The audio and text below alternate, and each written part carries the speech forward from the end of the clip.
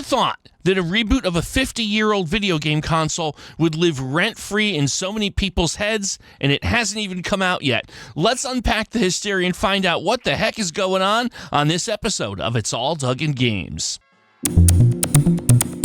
You probably know by now if you've been watching, I do love Atari. I have a sincere affection for all things Atari, so it won't surprise you to know that I have had great interest in the upcoming Atari 2600 Plus console that is coming out in November, developed and released by Atari. And I gotta tell you, this is really an interesting release because I don't think I can remember something coming out from Atari, or for that matter, any retro game console maker that has stirred more emotion and passion in terms of the opinions and the thoughts about said product. And I think I've got some pros and some cons about not just the 2600 Plus, but what Atari's been doing lately in terms of their own marketing and their own branding, if you will. So let's get started with the Atari 2600 Plus. There are a few common criticisms or things that people are taking issue with in the Atari community as well as in the gaming YouTuber community. The most prolific concern that I'm seeing raised is comparisons between the Atari 2600 Plus and what I'll go ahead and call the ill-fated Retron 77 that came out back in late 2017. It too purported to be a system that would allow you to take your existing Atari 2600 cartridges that you've got in the basement, your office, your desk drawer, what have you, play them on a modern TV set. I mean, that's the main use case for something like this. It did not go well, in my humble opinion. As has been pointed out by a number of people, the compatibility level of this device was poor. There were a lot of popular cartridges that just didn't work. And this is where things get interesting, because I'm seeing a lot of people claiming that it didn't work for this reason or that reason. And I think the truth is somewhere like in between all the different theories and speculation as to what exactly caused the Retron 77 to fail. The first piece that the Retron 77 used back in 2017 was an emulator called Stella. Now, Stella is arguably the number one most widely used emulator solution to play Atari games right from the ROMs on your PC, on your Mac, on your Linux box, on your toaster, you name it. The problem, I think, that the folks that made the Retron 77, the poor situation that they put themselves in right out of the bat, is they used, at the time, an old version of Stella. The version they used was from December-ish 2012. An extremely old version of this emulator with itself poor compatibility issues. Compounding that, the other piece of the pie, this hardware solution called a cartridge dumper, and all that's supposed to do is you stick a cartridge in it and it reads the information out of the cartridge. Well, again, without getting into a super deep dive into how a cartridge dumper works, their implementation of this was incredibly poor, and that led to a number of unique compatibility issues. So an old emulator, a poor attempt at a cartridge dumper, and you've got a system that really doesn't do well all around in terms of compatibility. This, in fairness, can and should sour people on the prospects of a system several years later that it has the same architecture. And I can understand, for example, the video that Pat and Ian did. They were passionate about being, very reticent to accept another swing at this type of design. But here's the thing. Things have changed since then. And according to folks that are familiar with the actual development of the Atari 2600 Plus, who came on recently, a few days ago, onto the AtariAge forums to answer questions from the public, we know a few things now. Among them are that we're not using a 12-year-old emulator anymore. We're using, relatively speaking, the latest and greatest version of Stella. And if one looks at the changelog or the release notes of Stella, you'll see there is a mountain of changes in the version of Stella that we expect to see with the Atari 2600 Plus versus the version from 10 plus years ago. So that is one significant improvement. The other issue becomes, have they learned from the lessons of the very poorly designed cartridge dumper that was created for the Retron 77. And by all accounts, I believe they have.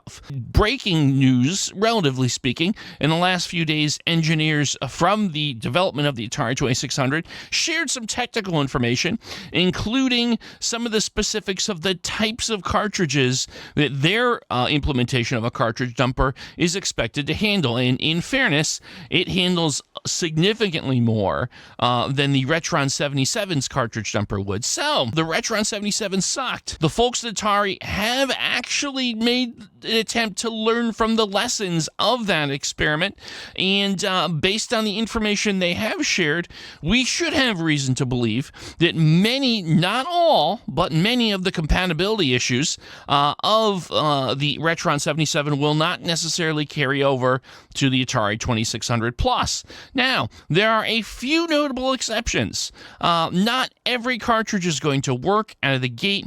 I think the most disappointing one for many will probably be Pitfall 2, which, again, not to get too deep in the weeds, has a lot of really weird technology inside the cartridge that does not lend itself to emulation or, for that matter, having its ROM dumped very easily. Not to say it won't work when the system comes out in November, but I'm not too sure about the prospects on that one. Aside from that, known incompatibilities include games like Real Sports Boxing, but then again, I'm not sure I could name 5 people that have ever played Real Sports Boxing, and I know hundreds of Atari fans, and a handful of other games as well. The concerns that I've also seen people have are regarding the compatibility list and the way that compatibility has been articulated to the public by Atari. And here is where I am going to take issue with Atari. For some reason, Atari has chosen to include the deeply Atari 2600 games on its compatibility list. Now, in fairness, they haven't been tested yet. Listed as untested, but I have to shake my head and wonder, why would a company that is looking to presumably cast the widest net possible and sell the average consumer a product that is meant to play their favorites like Combat and Pac-Man and Asteroids, why do we need to know if this particular console can play, for example, the disturbing and troubling Custer's Revenge? It just doesn't make any sense to me. Presumably, your target market includes parents who want to share Atari with their kids, who want to show their families, their young ones growing up, what they played when they were little. Why does a deeply disturbing game about, well, doing terrible, I can't even say, YouTube would delete my channel if I described what the game is about. It's that disgusting. Why does Atari need to list the compatibility of these games? And it's not just that one. There's a number of games in that genre, again, on this list. And I just have to wonder, what on earth is Atari marketing thinking by making it a point to know whether or not these games play? They shouldn't even be on the list. If Atari is in fact watching this video, just take them off the list. I mean, whose sales are you worrying about losing here? Anyhow, let me get back onto this. I get a lot of the criticism. It's born from the experiences with the Retron 77, being gun-shy about willing to go and give trust again in a company to create a cartridge dumper emulator combo that lets you play cartridges. But I have to say, I really think we ought to just wait and see how this actually works when the system comes out. So I'm willing to give them the benefit of the doubt. And Atari, by the way, not for nothing, it's not easy to give you the benefit of the doubt. I mean, let's look at some of your recent sojourns here. I can't help but take this little side trip. While I was looking up the compatibility list for the Atari 2600 Plus, I can't help but notice that one of the main pages on your site remains your commitment to AtariX, which is basically an NFT crypto scam. And yet, I use the S word here. I use it because, let's just be honest, all NFTs are a scam.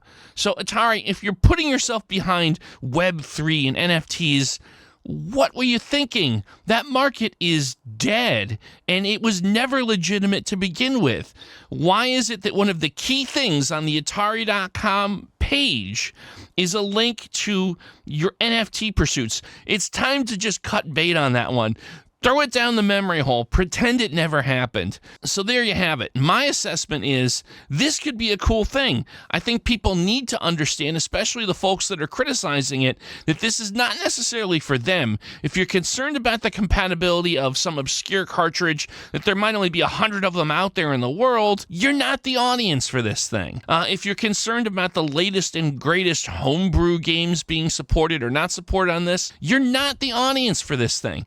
The audience for the thing is the average general public that had Atari cartridges back in the day, or someone in their family did. They've got this cool box of things sitting in a desk drawer in the basement somewhere, and they'd like to try them out, but they don't have an old CRT TV. The folks that are the most hardcore complainers about all the little minute details of this don't need this product. They already have an Atari, they already have a CRT, and they're happily playing their games in their basement while their mom makes them Hot Pockets, and they wonder if they're ever going to get laid. Sorry, I know, that was a little stiff. But sometimes your old Uncle Doug has to call it like he sees it. So there you go. I think it's going to be a cool product. I will freely admit, in the interest of full disclosure, I did order one. I paid full price, not asking for any freebies from Atari, especially after I basically called their marketing into question. I'm sure they wouldn't send me one anyway, but I'm going to go ahead, and when I receive it, I'm going to open it up, I'm going to play it, I'll do a follow-up video giving my thoughts, and I hope you'll stick around to enjoy it. I hope you've enjoyed this episode of It's All Doug in Games.